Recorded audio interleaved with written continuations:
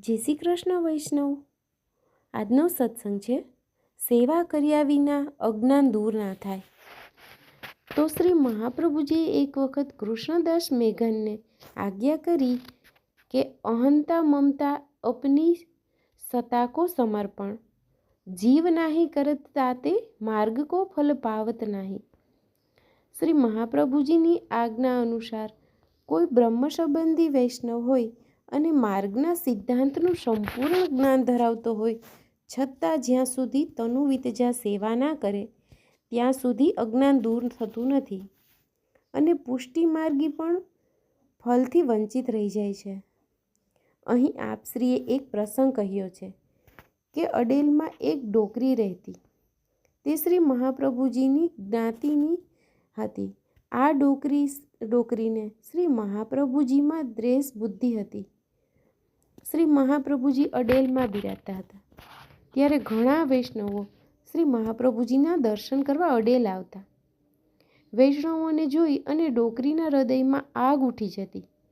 તેને થતું કે શ્રી વલ્લભ પણ તેલંગ બ્રાહ્મણ છે અને હું પણ તેલંગ બ્રાહ્મણ છું, તો લોકો એમનામાં એટલે કે શ્રી વલ્લભમાં પૂજ્ય બુદ્ધિ રાખી અને ચરણ સ્પર્શ કરે છે, ભેટ ધરે છે, તો મારા ચરણ સ્પર્શ કેમ નથી કરતા?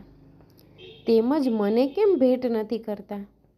આમ હૃદયમાં બળ્યા કરતી અને શ્રી મહાપ્રભુજીનો દ્વેષ કરતી। શ્રી મહાપ્રભુજીના જલઘરિયાઓ ત્રિવેણીમાં સ્નાન કરવા તથા જલ ભરવા જતા। તેનો રસ્તો આ ડોકરીના ઘર આગળથી પસાર થતો। તેથી દ્વેષને લઈ અને આ ડોકરી જલઘરિયા જલ ભરી તેના ઘર આગળથી નીકળે ત્યારે જલના છાંટા ઉડાડી અને છોવાવતી। તેથી આ જલઘરિયાઓ ત્યાંથી પાછા નદીએ જતા અને પાત્ર માંજી અને ફરી અપરસ કરી અને જલ ભરીને ઘરે આવતા। આ રીતે કરવાથી જલ લઈ આવવામાં ઘણો વિલંબ થતો। તેથી શ્રી મહાપ્રભુજીએ જલઘરિયાઓ ઉપર ખીજાતા, પણ જલઘરિયાઓ ડોકરીને કારણે વિલંબ થાય તે વાત શ્રી મહાપ્રભુજીને કહેતા નહીં। એક દિવસ તે ડોકરી ખરેખર વિફરી ગઈ। તેણે 3 વખત જલઘરિયાઓને છોવાવ્યા, તેથી 3 વખત અપરસ કરવી પડી અને 3 વખત જલપાત્ર માંજવા પડ્યા। પરિણામે સવારના જલ ભરવા ગયેલા તે બપોરે રાજભોગ સમયે જલ ભરીને આવ્યા। તેથી શ્રી મહાપ્રભુજીએ જલઘરિયા ઉપર અત્યંત ખીજાણા, કારણ કે જલને અભાવે શ્રી ઠાકોરજીના રાજભોગની સામગ્રી ના થઈ શકી।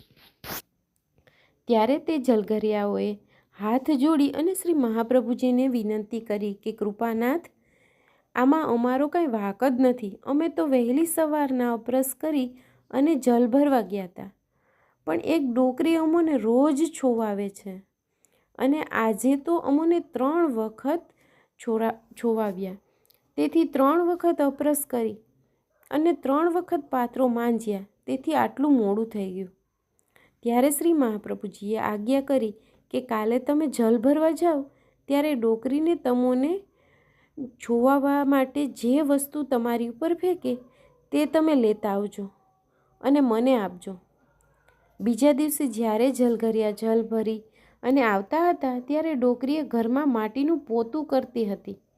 તે દરમિયાન જલઘરિયાઓને જતા જોયા, તેથી તે પાછળ દોડી અને હાથમાં જે માટીવાળું પોતું હતું તે જલઘરિયાની પીઠમાં માર્યું। જલઘરિયાએ તે પોતું લઈ લીધું અને શ્રી મહાપ્રભુજીને બતાવ્યું। ત્યારે શ્રી મહાપ્રભુજીએ આજ્ઞા કરી કે આ પોતાને ધોઈ સ્વચ્છ કરી અને અપરસમાં બોળી અને સૂકવીને મને આપજો। ત્યારે જલઘરિયાએ તે પોતાને ધોઈ અપરસમાં બોળી સૂકવી અને મહાપ્રભુજીને આપ્યું। ત્યારે શ્રી મહાપ્રભુજીએ તેની કાકડી કરી તેલમાં બોળીને શ્રી ઠાકોરજીને આગળ દીવી કરી અને એ દીવીના પ્રકાશમાં શ્રી મહાપ્રભુજીએ સેવા કાર્ય કર્યું। આ રીતે ડોકરીની સત્તા શ્રી ઠાકોરજીને અંગીકાર કરાવી। જેમ જેમ દીવી બળવા લાગી તેમ તેમ પેલી ડોકરીના હૃદયમાં પ્રકાશ થવા લાગ્યો। તેને પોતાની ભૂલ સમજાવા લાગી। હૃદયમાં પશ્ચાતાપનો અગ્નિનો પ્રજ્વલિત થઈ ગયો।